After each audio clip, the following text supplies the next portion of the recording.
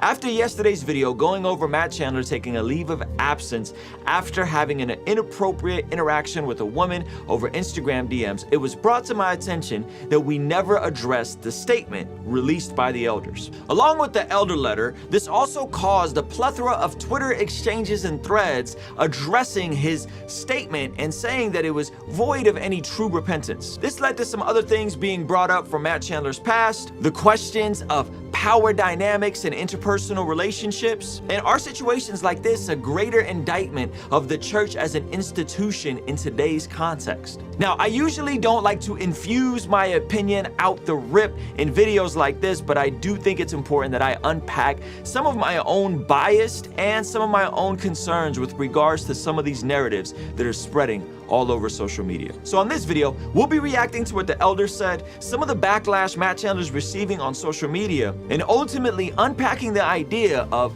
male and female relationships and power dynamics. Ruslan. Alright guys, after yesterday's video, some of y'all came for my neck as if we were suppressing information, not calling it the way the elders saw it, all that sort of stuff. And then this whole thing's been blowing up on Twitter and people taking some rather wild stances against Matt Chandler. And I'll be honest with some of my own opinions towards the end of this video, but let's jump into the statement from the elders. Okay, I had this pinned up in the chat just to make sure people got a chance to see it. Here's what the elders said, and you now have to reconcile on if this is what Matt said or did he omit some facts, okay? So the Village. A few months ago, an individual approached the Village Church lead pastor, Matt Chandler, with concerns about the way he was using direct messaging on social media with a woman who was not his wife. Matt shared those concerns with his wife, Lauren, and two elders, Josh Patterson and Elder Chairman Jason Swartz, that evening and submitted to their leadership in addressing the situation.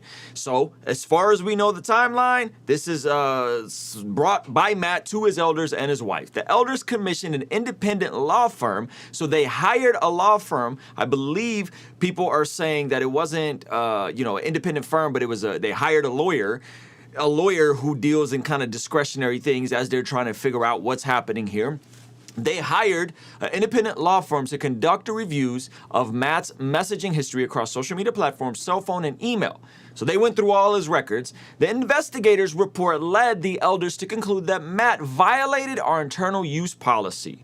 And more importantly, that while the overarching pattern of his life has been above reproach,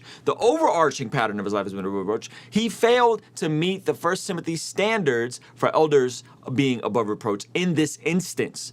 So here they're saying, hey, we hired an outside lawyer and an outside firm to look over all of his records. This is what they found, and that he violated their internal social media use policies. Now, people are pushing back and saying this is too vague. He violated internal social. What policies do you guys have? Why aren't you guys being more transparent?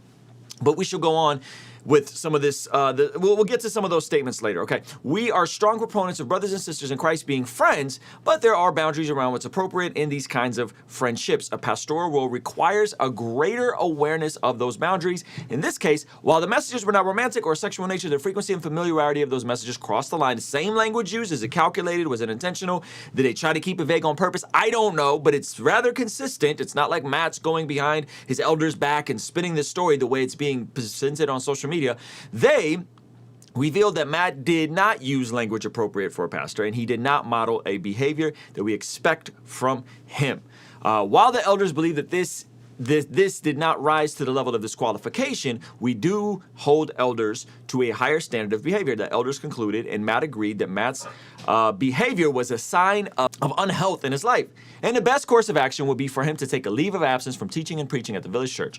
Matt's leave of absence is both disciplinary and developmental, which allows him to focus on growing greater awareness in the area. The timeline for this return will be dictated by the expectation that elders have laid out for his development. We know this update is challenging, and you may have questions. Reach out to our care team. So the elders are saying, here is what happened, basically the same sequence of events, okay? People didn't like some of the language in Matt's apology, okay? People said the language was vague. People said that he didn't actually apologize. He didn't take ownership over anything. He was very vague. He right, so on and so forth. That's kind of been some of the feedback. People are saying this is a PR spin, which is like how you do image repair theory, evade responsibility, reduce offensiveness, denial, conversion, right? And these are all the little methods that people use. And people are saying, hey, this is textbook folks being vague, avoiding responsibility, not apologizing it, not directly dealing with it, and Matt's kind of following the archetype of a pastor in a position of power and status, using his power and status in abuse.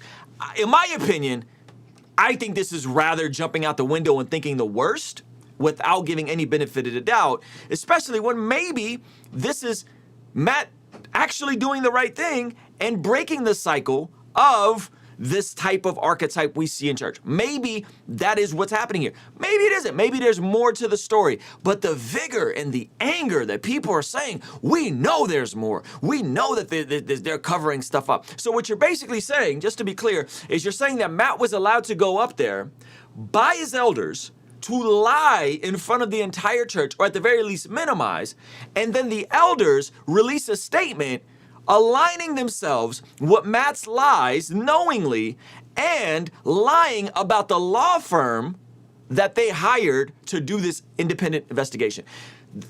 If that's not thinking the very worst about somebody, I don't know what is. Like, I don't know what it is. I think that's really incendiary to assume so much about someone that just because they fit the archetype of whoever, white, male, Christian, influential megachurch pastor, he has all those things against him, therefore he has to be like X, Y, and Z and all these other guys. I think that's a bit of a stretch for people to jump to those conclusions. But I don't know. I don't know. Is there going to be more that comes out? I hope not. Is this all that there could be? It's very likely and possible that he's telling the truth. My guess is he was probably sending memes, talking too much, talking unbefitting of a pastor, cursing. I don't know. It's probably something like that. And I stated this yesterday. I said, do you think that the transcript should come out for the sake of the church? Do you think the transcript should come out for the sake of this conversation and him not falling into this type of archetype?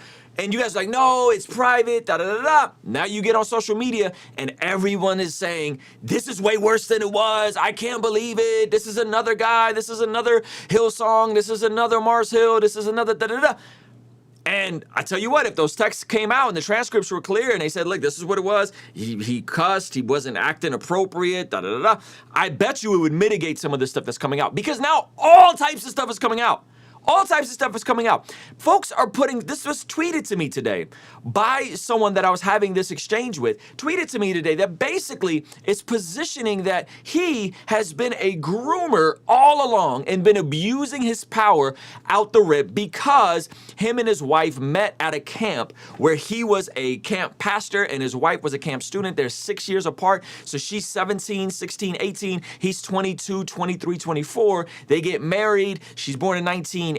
She was 19 when they got married. And people are coming with this sort of stuff. I'll play you guys a clip of this. This is pretty wild stuff that people are now jumping to the conclusions. He fell short in a specific area. Now he's a groomer. Now this is abuse of power, and it's happened from the beginning. And again, you could go look at my Twitter timeline, and I will say, like, some of this stuff, like, I understand. This is so fun for me to say now, because people thought I was so crazy, and I knew when I left Colorado I was going to marry Lauren Walker. I met Lauren at a youth camp where she was a student and I was the camp pastor. And right before I met him was when I felt like Jesus became real to me, and I really understood who he was and what the cross did for me. And I'd noticed Matt, and I thought he was cute, but I was like, I do not want to be the camper that has a crush on the camp speaker. I can say with all integrity that everything was above board. I didn't know how it was going to work because it was, there was an age gap. I was in college, she was in high school. The kind of, what do you do with that? You're the camp pastor, she's the camper. But here we are 18 years later, 16 years married, and what I felt compelled leaving that camp actually came to fruition. So they're now clipping this up and saying, hey, because she was, a high school student, he was a college camp pastor, and that he, I think she was 19, he was like 25 when they got married.